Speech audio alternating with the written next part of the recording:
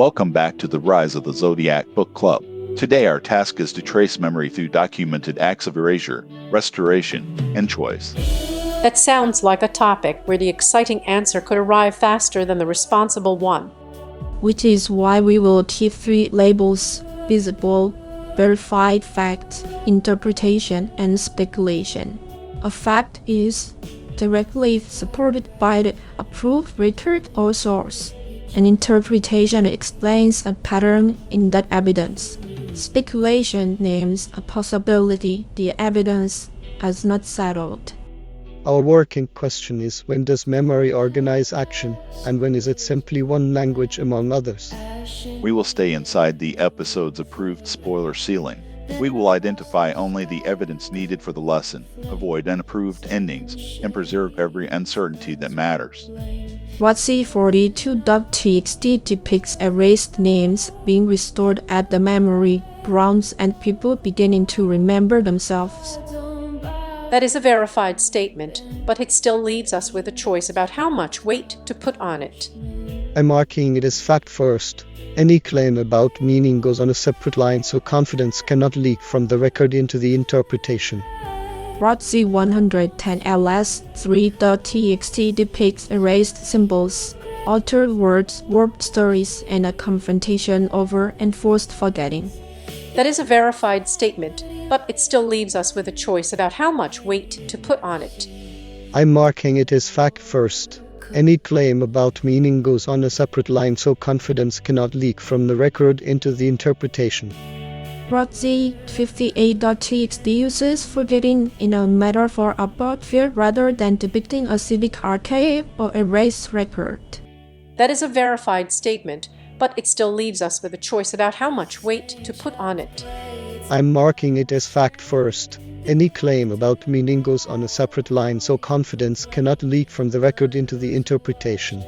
Put those together, and we have a real evidence for, not a complete theory. That distinction is generous to the listener. We are not asking anyone to pretend that an index row is a scene, or that one vivid phrase proves a whole cosmology. It is also generous to the can. We do not make the source say more than it says merely because a larger claim would be convenient. Let's name the shortcut directly. Repeated memory vocabulary is not enough. The action chain matters. Why is that shortcut so tempting here? Because recurrence and classification are excellent pattern finders. Once a pattern is visible, the mind wants to make it explanatory. But finding two things together is not the same as proving identity, cause, intention, or universal meaning. The source hierarchy does not prohibit interpretation. It asks us to disclose the step. If we move from the record contains this to this may suggest that the second statement must be presented as a reading. So the correction is not to become incurious. The correction is to make the bridge visible. And if the bridge is missing, then the claim remains open. We do not fill the gap with confidence. Here is a supported reading labeled as interpretation.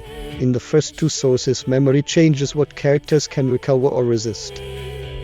It is supportable because it stays close to the documented evidence, but it is not promoted to canonical fact.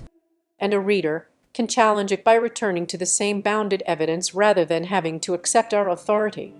Here is a supported reading labeled as interpretation. The third source complicates an all-purpose memory theory because forgetting works figuratively there. It is supportable because it stays close to the documented evidence, but it is not promoted to canonical fact. And a reader can challenge it by returning to the same bounded evidence rather than having to accept our authority. Notice that the two readings can coexist without becoming a master code. I would draw the board as evidence on the left, reading on the right, and a question in the middle. What exact feature supports this move? If we cannot answer, the reading needs revision. That gives disagreement somewhere productive to go. Instead of arguing about who feels right, we can ask which sentence, action, field, or boundary does the work. Now test the lesson against resistance.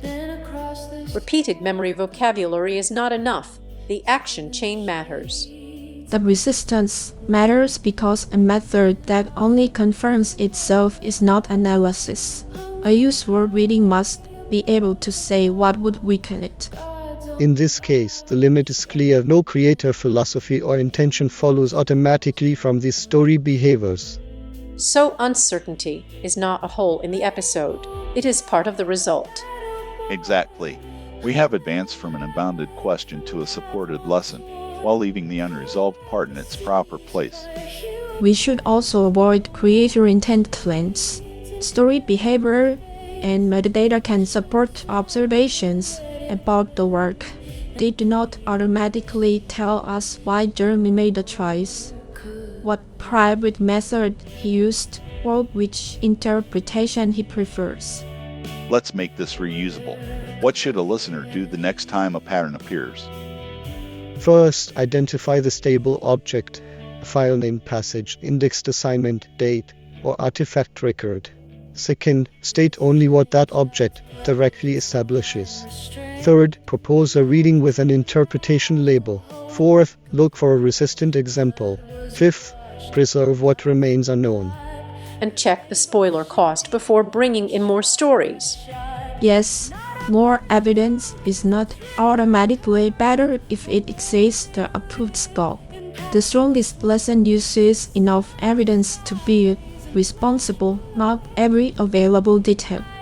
That keeps the conversation educational rather than encyclopedic. It also prevents metadata from swallowing prose. Indexes help us locate and compare. Stories remain the authority for what happens in the stories. I like that the method does not demand agreement. Two people can share the evidence floor and still weigh an interpretation differently, provided they do not belabor preference as fact. What changed between the beginning of this conversation and now? The topic became smaller and stronger. We stopped asking for a total explanation and found a bounded claim the sources can actually carry. We also found the boundary case. That matters because the lesson now tells us where not to use it. And we preserve the unresolved proposition no creator philosophy or intention follows automatically from these story behaviors. That is the season's larger discipline. Reading across a large canon does not mean making every recurrence identical. It means comparing carefully enough to notice both connection and difference. Verified fact. E14.txt depicts erased names being restored at the memory grounds and people beginning to remember themselves. Supported interpretation. In the first two sources, memory changes what characters can recover or resist. Unresolved or speculative, no creator philosophy or intention follows automatically from these story behaviors. Method. Retrieve carefully, compare within scope, label interpretation, test resistance, and leave uncertainty visible. The satisfying part is that restraint did not make the episode empty. It made the insight traceable. Evidence gives us a shared starting point. Interpretation gives us room to think. Clear labels keep one from impersonating the other. And the open question is not discarded. It becomes the next honest question rather than today's invented answer. That is where we will leave memory as structure, not decoration, with a stronger way to read, a bounded conclusion, and canon still intact. Across the sky, a curve of flame, 7 shades, none spoke.